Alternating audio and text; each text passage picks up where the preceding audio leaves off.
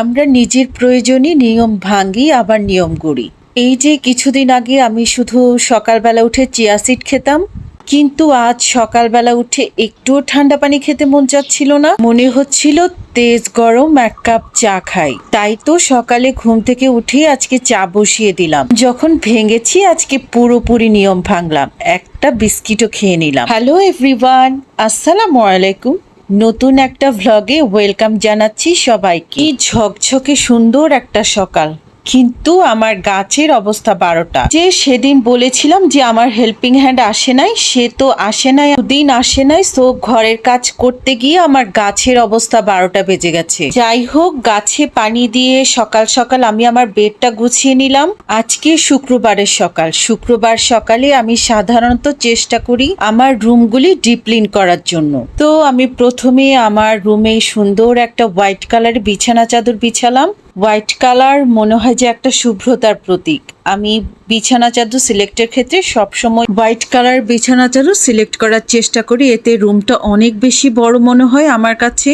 আসলে ব্যাপার হচ্ছে আমার বাচ্চারা তো এখন একটু বড় হয়ে গেছে। এই ইনডোর প্ল্যান্টটা আমি চেষ্টা করছিলাম আমার রুমে রাখার জন্য, যে একটু একটু বারান্দা দিয়ে রোদ আসে, সেটা নিশ্চয়ই গাছ পাচ্ছে। কিন্তু না, আমার কাছে মনে হয় যে গাছটা সে আগের মতো প্রাণবন্ত নেই। আসলে যার যেটা প্রাপ্য তাকে সেটা দিতেই হবে, নয়তো সে বিগড়ে বসবে। দেখেন আমার গাছটা কিন্তু আগের মতো প্রাণবন্ত নেই, মানে সপ্তাহে তাকে 2 দিন রোদ খাওয়াতেই হবে। এতক্ষণ যারা আমার ভিডিওটি দেখছিলেন, আমার ভিডিওর কোনো একটা পার্ট যদি আপনাদের ভালো লেগে থাকে প্লিজ একটা লাইক করে দিবেন। আজকে যেহেতু শুক্রবার, বাচ্চারা বাসায়, এই জন্য কিছু ফল ফ্রুটস এনে রেখেছি। যে ফল ফ্রুটস গুলি ওদের কাটতে হবে না, মানে জাস্ট ধুয়ে খেয়ে নিবে ওরা।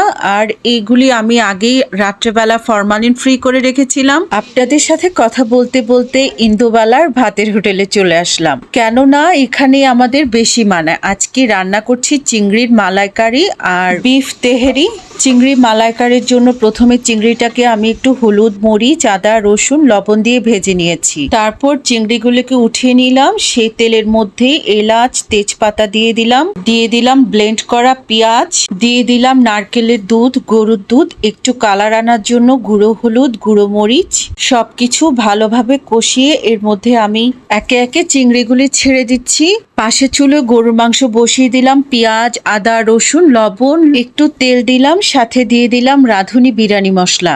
আগে তো আমি বলতাম যে নিজের হাতে বিরিয়ানি মশলা করি, কিন্তু এখন বেলাটা এত ছোট যে আসলে দিনের সাথে কুল করতে পারি না, তাই বিরিয়ানি মশলাটাই দিয়ে দিলাম। আর এটা দিয়ে বিরিয়ানি করলেও অনেক মজার হয়। আমি 2 পট পোলাও চাল নিয়েছি, এজন্য 4 পট পানি দিলাম। মানে 2 পট পোলাও চালের জন্য 1 লিটার পানি দিলাম। এখন মাংসটা হয়ে গেলে পাশের চুলোয় আমি আলু সেদ্ধ করে রেখেছিলাম একটু হলুদ দিয়ে, সেটা, গরুর মাংস সবকিছু একসাথে করে পোলাও চালে ঢেলে দিলাম। তারপর একটা ভেজা টিস্যু দিয়ে চেপে রাখলাম যাতে স্টিমটা না বের হতে পারে। প্লাস ভেজা টিস্যুর জন্য ভেতরের ময়েসটাও থেকে যাবে। পোলাও হবে একদম ঝরঝরা, কিন্তু একটু মাখালো মাখালো থাকবে। আমার কাছে ওইরকম বিরিয়ানিটা খেতেই অনেক মজা লাগে। এখন রান্না বান্না কমপ্লিট, আমি সব টেবিলে সার্ভ করে দিলাম। যেহেতু শুক্রবার সবাই নামাজ পড়ে এসে খেতে বসবে, সেজন্য আমি আর বাটিতে বাড়ি নাই, কেননা আমিও নামাজ পড়তে যাব, এর ফাঁকে খাওয়ার সব ঠান্ডা হয়ে যাবে। তো